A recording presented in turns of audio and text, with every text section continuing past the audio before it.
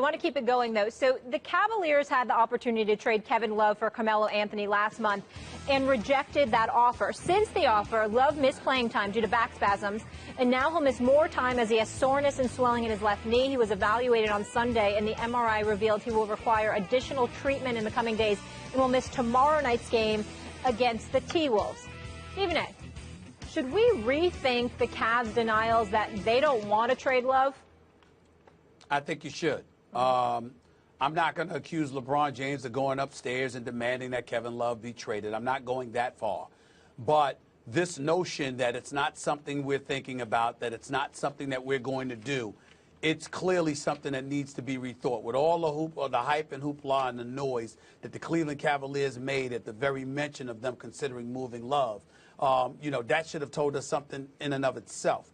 But now, over the last week and a half, where we have heard news about Kevin Love's back one game and now his knee the next, while he's in the throes of a $113 million contract, suddenly the notion of Carmelo coming to Cleveland or Kevin Love departing from Cleveland doesn't seem that far-fetched. Because if you're the Cleveland Cavaliers and you're LeBron James and you have this window of opportunity, as much as you may like Kevin Love as a person and be very fond of him, you're also looking at the Golden State Warriors, this juggernaut that's coming to reclaim what they feel was taken from them.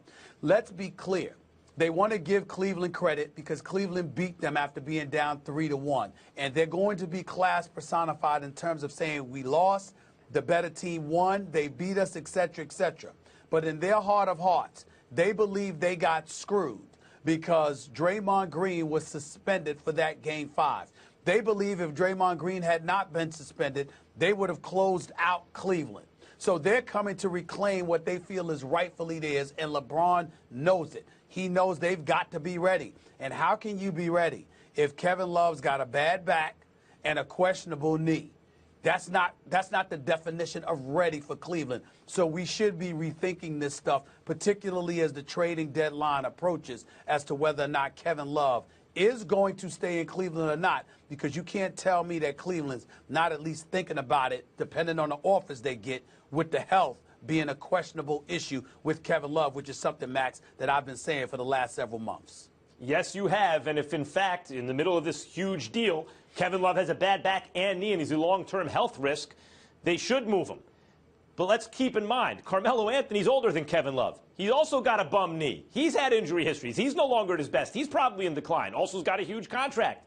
So if you deal Kevin Love for Carmelo Anthony, what are you actually saying? Because you feel, Stephen A., as you've mentioned on the show before, that increases your chances to win a championship this year. I think, considering you're halfway through the season, you'd have to integrate a major offensive piece into your team, and one that doesn't do the things I feel that fit in the Cleveland offense to the extent that Kevin Love does, which is sharp shoot from three-point range, which Carmelo can do, but Kevin Love does better. Outlet passing, all those kind of things Kevin Love does on an elite level, and it really fits the offense of the team. Carmelo not exactly the same. If you make that move, Kevin Love been integrated in the team now, going on 3 seasons. What the signal you're really sending is, look, we're actually decreasing our chances that we win the championship this year, but maybe over the long run, we're increasing our chances that we can win more championships because we have the rest of this season to integrate Carmelo. He's going to be happy playing with LeBron and Kyrie ostensibly. And then next season, we reload. And going forward, we have a nucleus that can compete against Golden State on even terms. Maybe that's it. But if I see them move Kevin Love before the deadline, it tells me more than just he's hurt. It tells me, in a sense, they're conceding this season to Golden State. Well, you're not conceding the season if you think that Kevin Love is hurt and you move him for Carmelo Anthony, who has been healthier than Kevin Love this particular season. I don't think you're doing that. Not to mention the fact, Max, Kevin Love has 2 years left on his deal after this season before his player option kicks in. Carmelo Anthony has 1. So even though Carmelo Anthony is in the midst of a huge contract along with Kevin Love has more years obligated to him, whereas Carmelo Anthony does not. That also makes it an attractive proposition that's worth consideration by the Cleveland Cavaliers. And you also have to consider Ty Lue's management of minutes, which I believe we talked about middle of last week. Ty Lue's management of minutes on this team is different, it seems to me, than Popovich's, which seems planned way ahead of time.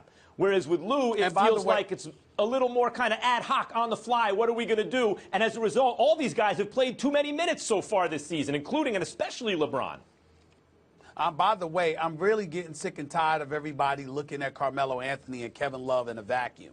You know, it's not just about their individual talent, okay? It's about the fact that LeBron James will be your teammate.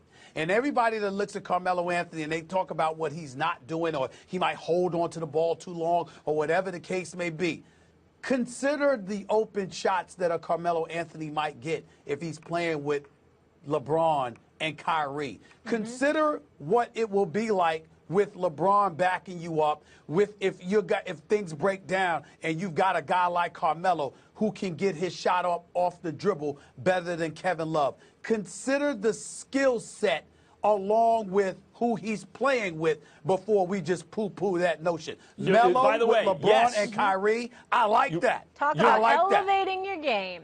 You're right about all that, Stephen A., but why are you looking for the offense to break down and then increase your odds once the offense breaks down? With Kevin Love, it's less likely that the offense breaks down. It's more likely that they're a well-oiled machine, yeah, but he's having played together for 3 years. But and he's his broken skills down. exponential. Are you listening? Are you listening? We're wondering whether or not he's broken down. Yeah. Yeah. There we go. That's the Carmelo, issue. too, although you're right. Recently, Carmelo's been more healthy than Kevin Love. Yes. Thank you. Gentlemen, we got to keep